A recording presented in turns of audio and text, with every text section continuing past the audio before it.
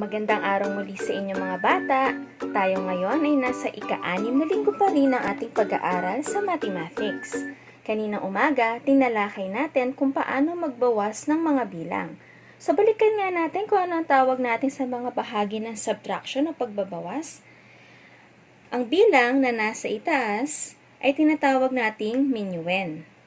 At ang bilang na ibabawas natin dito ay tinatawag natin na subtrahend. Ngayon, kung mapapansin ninyo, ay nawawala ang ating difference. Ang difference, ito ay ang sagot sa subtraction. Ngayon, paano natin kukunin o hahanapin ang difference? Tayo ay magbabawas muna ayon sa place value nito simula sa isahan, sunod ay sampuan, sandaanan, at sa libuhan. Unahin natin ang nasa isahan. Ilan kaya ang 3 minus 2? O 3 bawasan ng 2. Kung ang sagot mo ay 1, tama ka. Ngayon, lilipat na tayo sa sampuan. Ilan ang matitira sa 7 minus 4? Kung ang sagot mo ay 3, tama ka ulit. Pupunta naman tayo sa sandaanan. 9 minus 6, ilan ang matitira? Kung ang sagot mo ay 3, tama ka ulit. At ngayon, pupunta tayo sa huling pinakamataas na place value. Ito ang 5 minus 1. Ano ang difference nito o matitira? Kung ang sagot mo ay 4, tama ka. Kaya dito, sa subtraction sentence na to, ang difference ay 4,331. Itong paraan ng pagbabawas na to ay walang regrouping o hindi tayo nanghihiram sa katabi. Dahil, kung mapapansin nyo, ang mga digits sa minuend ay laging mataas. Yun ang isang tatandaan natin na dapat para makapagbawas tayo, ang mga digits sa bawat place value ng minuend ay dapat palaging mataas. Subalit, may pagkakataon na mababa ito. Anong gagawin natin? Narito ang isang subtraction sentence na ating sasagutan. Meron tayong minuend na 7,275 at ang ating subtrahend ay 5,748. Ngayon, bawasan natin ito simula sa pinakamaliit na place value na isahan. Unahin natin ang 5 minus 8. Una nating itatanong sa ating sarili muna mga bata kung pwede bang bawasan ang 5 ng 8? Siyempre hindi. Bakit hindi? Dahil mababa ang minuend natin. Kapag bababa ang minuend, gaya ng tinuro ko kanina, manghihiram tayo o magre-regroup tayo sa katabing place value nito. At ang 5, ang katabi niya ay 9. Kaya si 9, magpapahiram siya ng isa dito sa 5 at si 5 ay aakat ngayon sa taas. Kaya yung 5 ay magiging 15. O ngayon, mataas na ba si 15 kesa kay 8? Tama, mataas na siya. Kaya ilan ang matitira sa 15 minus 8? Kung ang sagot mo ay 7, tama ka. Ngayon, pupunta na tayo sa sampuan. 9 minus 4. Si 9 ba ay 9 pa rin? Hindi na, kasi nabawasan na siya ng isa. Kaya si 9 ay magiging 8. Ngayon, subukan nating bawasan ng 8 minus 4. Pwede bang bawasan ito? Pwede, kasi mataas naman ang ating minuend. Hindi niya kailangang manghiram sa katabing place value. Ngayon, ilan ang matitira sa 8 minus 4? Kung ang sagot mo ay 4, tama ka. Ngayon, kung mapapasin yung mga bata, hindi naman sa lahat ng pagkakataon ay lagi tayong manghihiram. Lagi nyo lang tatandaan na ang digit sa minuend dapat palaging mataas sa subtrahend. Punta naman tayo sa digit ng sandaanan.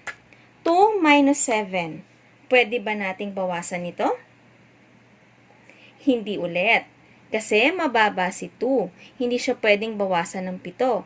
Paano ngayon tataas ang 2?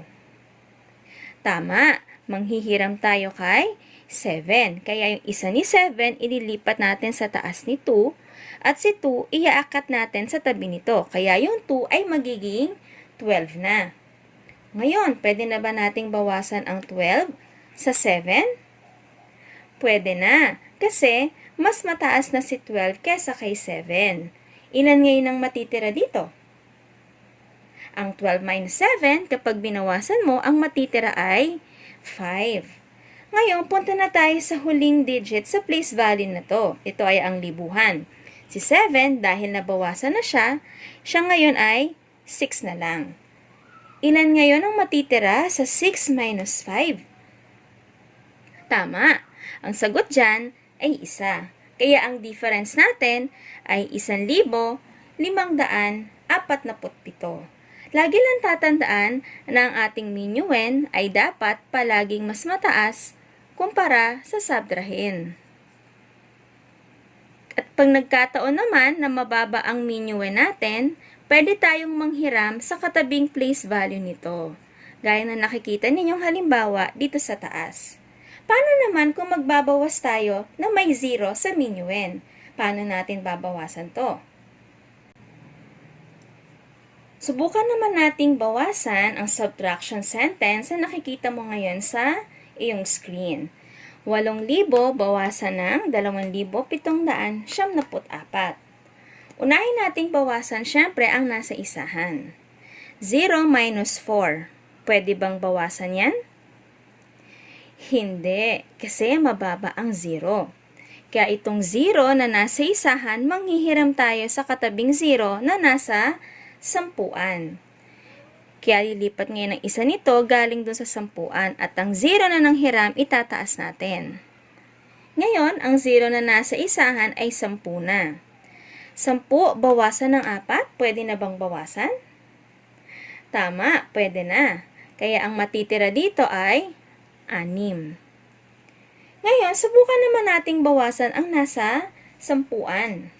0 na binawasan ay babawasan natin ng 9.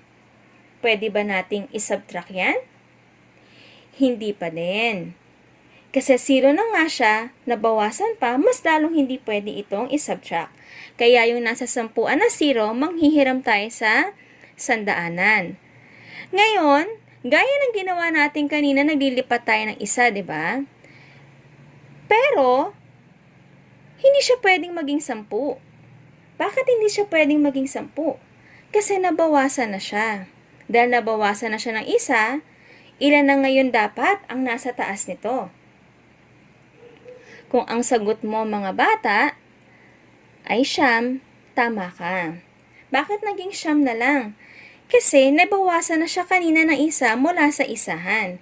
Kaya imbis na magiging 10 siya dapat, naging 9 na lang. Ilan ngayon ang 9 minus 9? Kung ang sagot mo ay 0, tama ka. O lipat naman tayo sa sandaanan. 0 na nabawasan minus 7. Pwede ba natin itong isubtract? Siyempre, hindi ulit. Kaya para tumaas ang 0 na nabawasan, manghihiram tayo sa digit na nasa libuhan. Ngayon, ilan na yung 0 na nabawasan nung nakapanghiram siya sa kanyang katabi? Tama, katulad ng nasa sampuan, ito ay magiging 9. Hindi siya pwedeng maging 10, gaya ng nasa isahan kasi nabawasan na siya o nahiraman na. Ngayon, ilan ang 9 minus 7? Kung ang sagot mo ay 2, tama ka. Ngayon, lipat na tayo sa libuhan. Itong 8 ay hindi na 8. Ito ay 7 na lamang dahil nahiraman na siya. 7 bawasan ng 2, ilan ngayon ang matitira mga bata? Kung ang sagot mo ay 5, tama ka. Kaya ang ating difference sa subtraction sentence na to ay 5,206. Ngayon may bibigay naman ako isang halimbawa ng subtraction sentence. Ikaw lang ang hahayaan kong sumagot.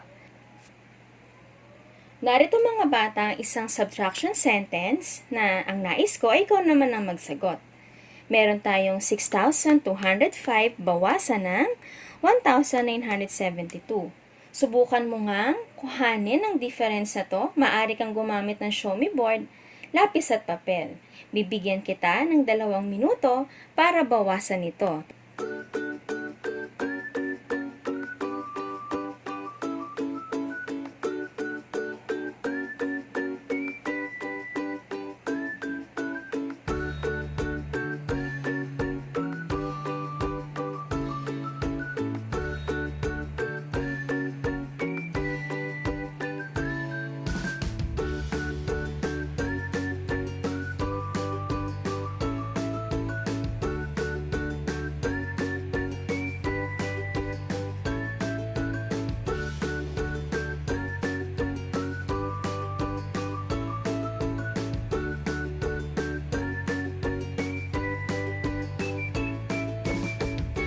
sige, subukan nga nating sagutan.